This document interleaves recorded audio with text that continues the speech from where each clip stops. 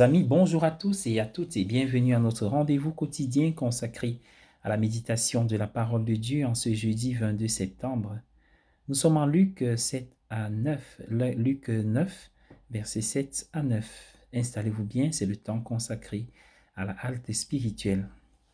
Hérode le souverain apprit tout ce qui s'était passé et il fut perplexe car les uns disaient que Jean était ressuscité des morts. Les autres qu'Élie était apparu et d'autres encore qu'un des anciens prophètes était apparu. Alors, bien-aimés du Seigneur, Hérode cherchait à voir Jésus. Jésus a attiré l'attention des plus hautes autorités. Hérode essaie de comprendre qui il est. Il écoute les rumeurs. Il s'agirait de Jean-Baptiste revenu à la vie. Jean était la mauvaise conscience d'Hérode. C'est pourquoi il semblait revenir sans cesse. La culpabilité ne vous laisse pas longtemps en paix. La présence d'Hérode à ce stade de l'évangile est inquiétante. Et sa curiosité à l'égard de Jésus l'est encore plus. Il vaut mieux se passer de la curiosité de telle personne.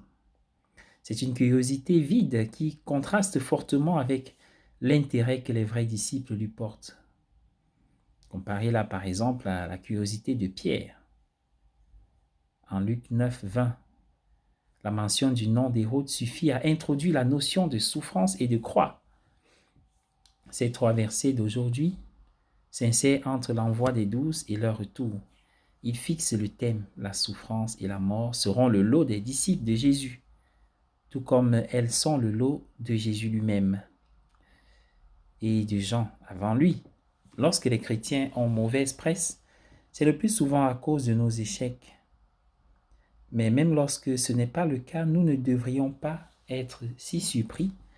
Nous ne pouvons pas dire que nous n'avons pas été prévenus. La souffrance est notre lot.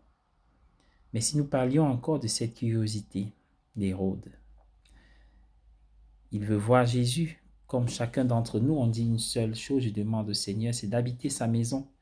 Et à ce chant, je veux voir Dieu. Comme tout chrétien, nous cherchons à voir le Christ, à le rencontrer. Hérode aussi, il a rencontré. Mais cette fois-là, pendant l'entretien, Jésus reste silencieux. Qu'est-ce qui sous-tend la curiosité d'Hérode? Qu'est-ce qui sous-tend notre curiosité, notre désir de voir Jésus?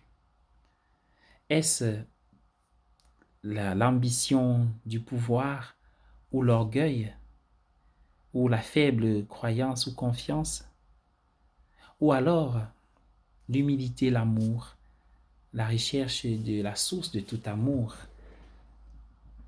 Si jamais nous pouvons suivre le Christ par amour, alors notre désir nous transcende et dépasse tous nos attaches, nos penchants. Alors nous pouvons suivre le vrai chemin qui est Jésus pour arriver à la vraie vérité et à la vie. Sinon, notre désir n'aura pas de suite, il sera sans suite, s'arrêtera en cours de chemin sans atteindre son objectif. Détourné bien sûr par l'appât de plusieurs gains, plaisirs, plusieurs tares. Bien-aimés du Seigneur, que l'Esprit Saint nous aide à creuser en nous le désir et la soif de Dieu, mais à veiller sur ce désir, à l'entretenir, à lui donner la direction qu'il faut pour que nous parvenions au bout du chemin, c'est-à-dire au Christ lui-même, en empruntant les chemins de réconciliation, de pardon, d'abandon. Malgré sa mauvaise conscience, Hérode aurait pu écouter la voix de sa conscience, la voix du bien qui est en toute personne. Comment rencontrer le Christ? Nous avons l'Église qui est le lieu où il se rencontre, il se donne dans les sacrements, mais aussi le monde et l'autre. Car celui qui l'a fait à l'un de ses plus petits, c'est à moi qu'il l'a fait.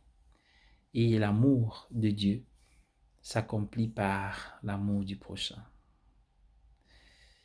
Il y a une communion, une interconnexion entre l'amour vertical et horizontal. Soyons bénis et soyons heureux de pouvoir rencontrer le Christ. Désirons-le ardemment. Bonne journée à tous.